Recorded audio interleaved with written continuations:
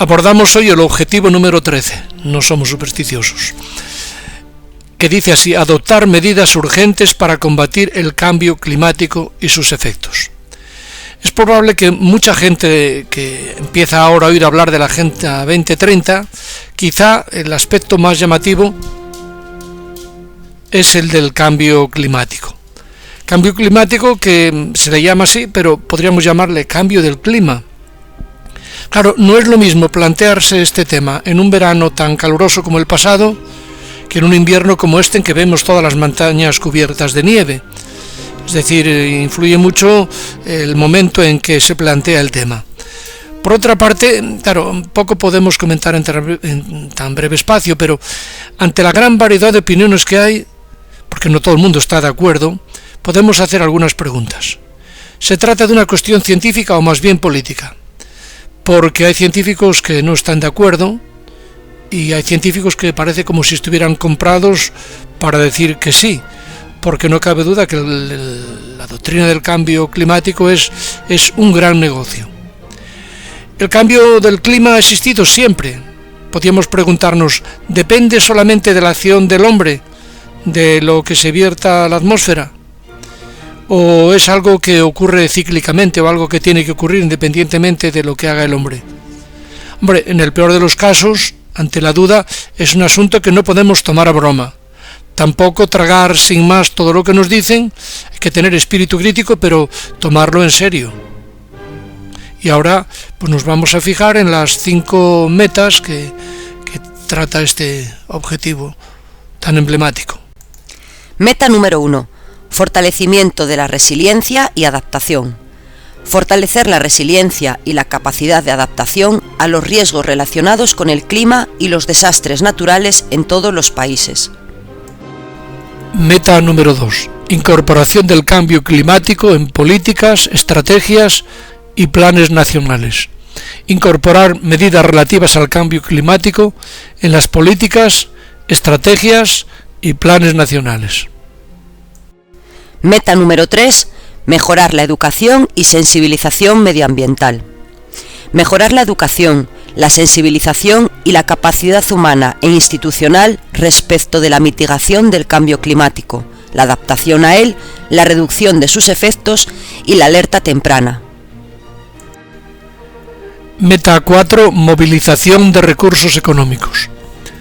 Cumplir el compromiso de los países desarrollados que son partes en la Convención Marco de las Naciones Unidas sobre el Cambio Climático, de lograr para el año 2020 el objetivo de movilizar conjuntamente 100.000 millones de dólares anuales procedentes de todas las fuentes, a fin de atender las necesidades de los países en desarrollo respecto de la adopción de medidas concretas y de mitigación y la transparencia de su aplicación, y poner en pleno funcionamiento el Fondo Verde para el Clima, capitalizándolo lo antes posible.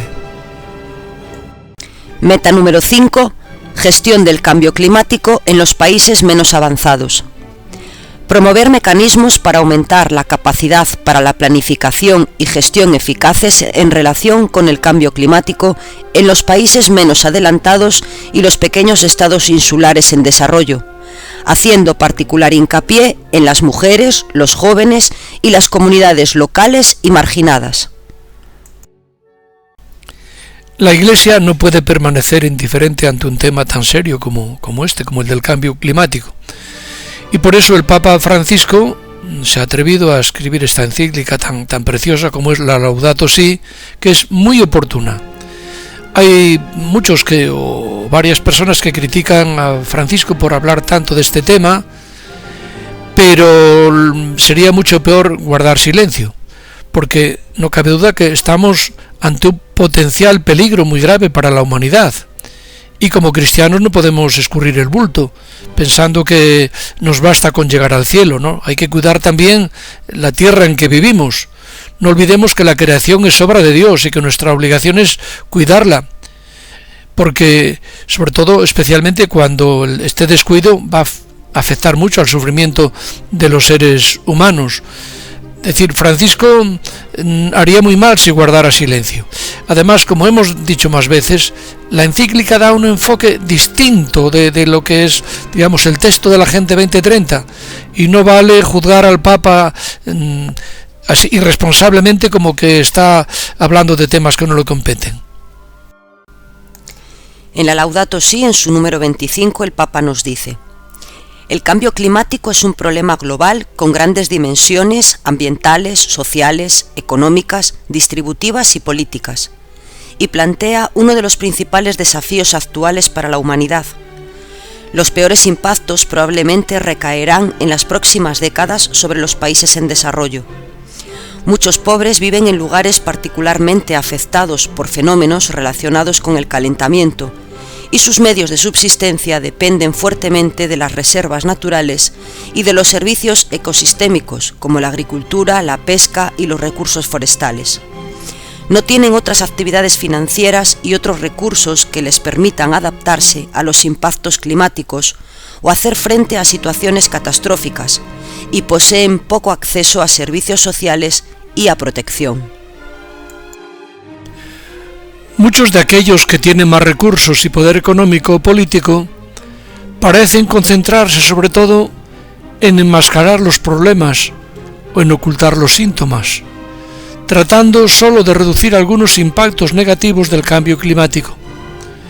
Pero muchos síntomas indican que esos efectos podrían ser cada vez peores si continuamos con los actuales modelos de producción y de consumo. Por eso se ha vuelto urgente e imperioso el desarrollo de políticas para que en los próximos años la emisión de anhídrido carbónico y de otros gases altamente contaminantes sea reducida drásticamente. Esto lo dice el número 26. En su número 169 dice: en el cuidado de la diversidad biológica y en lo relacionado con la desertificación, los avances han sido mucho menos significativos. En lo relacionado con el cambio climático, los avances son lamentablemente muy escasos. La reducción de gases de efecto invernadero requiere honestidad, valentía y responsabilidad, sobre todo de los países más poderosos y más contaminantes. Se agrega una nueva injusticia envuelta en el ropaje del cuidado del ambiente. Como siempre, el hilo se corta por lo más débil. Dado que los efectos del cambio climático se harán sentir durante mucho tiempo, aun cuando ahora se tomen medidas estrictas, algunos países con escasos recursos necesitarán ayuda para adaptarse a efectos que ya se están produciendo y que afectan a sus economías. La educación, llamada a crear una ciudadanía ecológica, a veces se limita a informar y no logra desarrollar hábitos. La existencia de leyes y normas no es suficiente a largo plazo para limitar los malos comportamientos, aun cuando exista un control efectivo. Para que la norma jurídica produzca efectos importantes y duraderos, es necesario que la mayor parte de los miembros de la sociedad la haya aceptado a partir de motivaciones adecuadas y que reaccione desde una transformación personal. Solo a partir del cultivo de sólidas virtudes es posible la donación de sí en un compromiso ecológico. En el número 211 se nos dice: la educación en la responsabilidad ambiental puede alentar diversos comportamientos que tienen una incidencia directa e importante en el cuidado del ambiente, como evitar el uso de material plástico y de papel, reducir el consumo de agua, separar los residuos, cocinar solo lo que razonablemente se podrá comer, tratar con cuidado a los demás seres vivos, utilizar transporte público o compartir un mismo vehículo entre varias personas, plantar árboles, apagar luces innecesarias. Todo esto es parte de una generosa y digna creatividad que muestra lo mejor del ser humano.